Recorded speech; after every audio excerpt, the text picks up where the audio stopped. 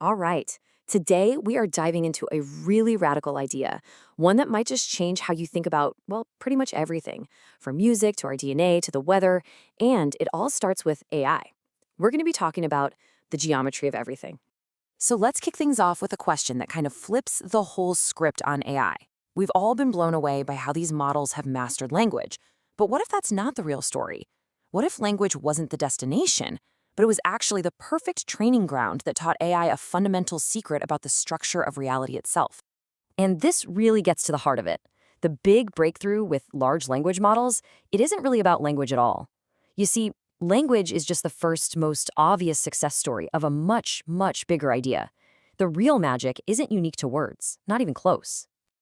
Okay, so if the secret ingredient isn't language, then what is it? We've got to go beyond just words. Let's peel back the layers and look under the hood to see what's actually powering these incredible systems. The real engine, the secret sauce, is something we can call structured predictability.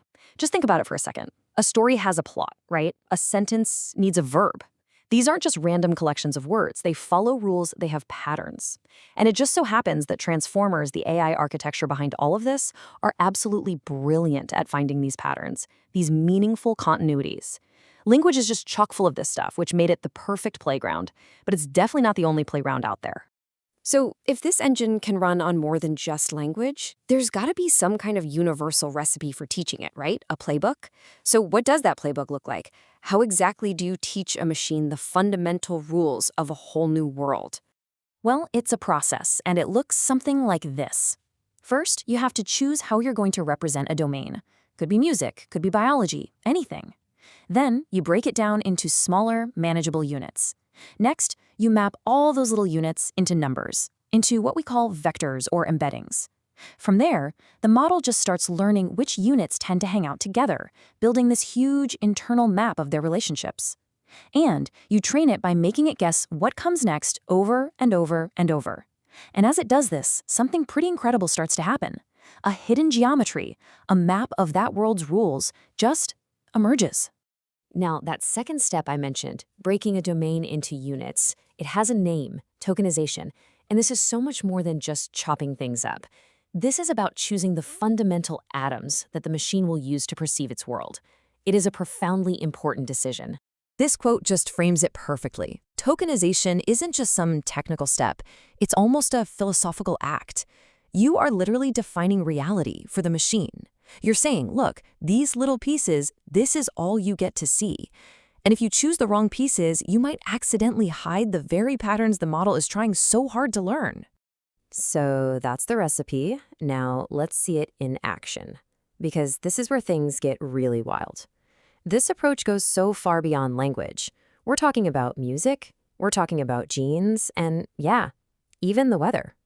Let's start with music. I mean, it's not language, but it is intensely structured. It is filled with predictable patterns. It's an absolutely perfect candidate for this approach. So what are the tokens of music? Well, they aren't words, but they're things we all recognize. Pitch, rhythm, harmony, even things like phrase structure and tension and release. A model can learn that a certain chord progression creates a feeling of tension that just begs for a specific kind of release, in the exact same way it learns that a sentence needs a verb. It learns the geometry of music. Okay, so from music, we can take this whole concept and go to an even more fundamental place, the code of life itself. In biology, the tokens can be anything from the basic amino acids to entire gene expression states. By learning the relationships, the co-occurrences between these units, a model can start to understand the grammar of biology, why certain sequences fold into useful proteins and others don't, or how a cell decides what it's going to be. It's literally learning the hidden map of what is biologically possible. All right, fine. Music and biology are pretty sequence-like. But what about something that's not a neat, clean sequence? What about something messy, continuous, and super dynamic? Like the weather. Turns out the principles still holds. You can't tokenize weather like a sentence, of course, but you can break it down into what you could call spatiotemporal chunks.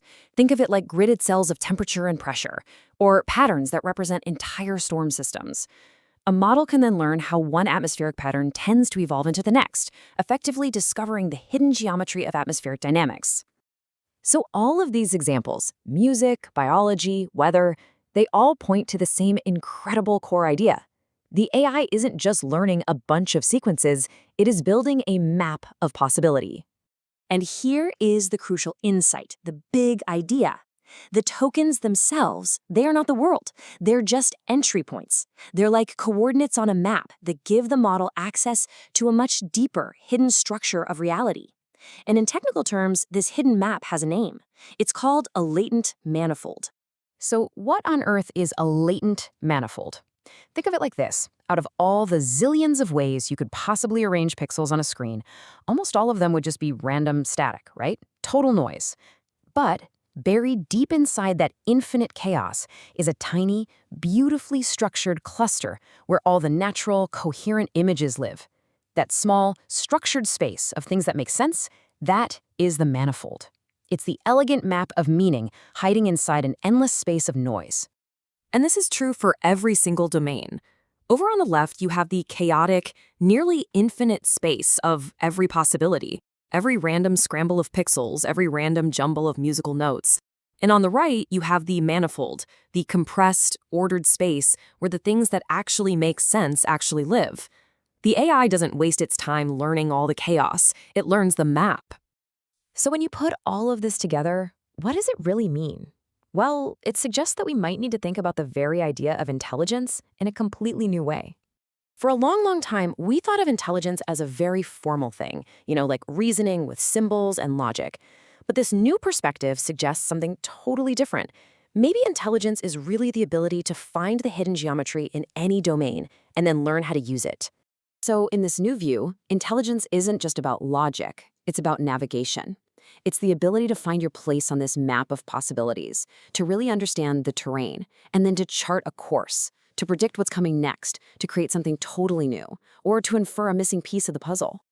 And this is the beautiful, almost poetic conclusion to all of this. The real revolution isn't that we figured out how to turn words into numbers. The revolution is that we realized structured reality itself can be turned into latent geometry.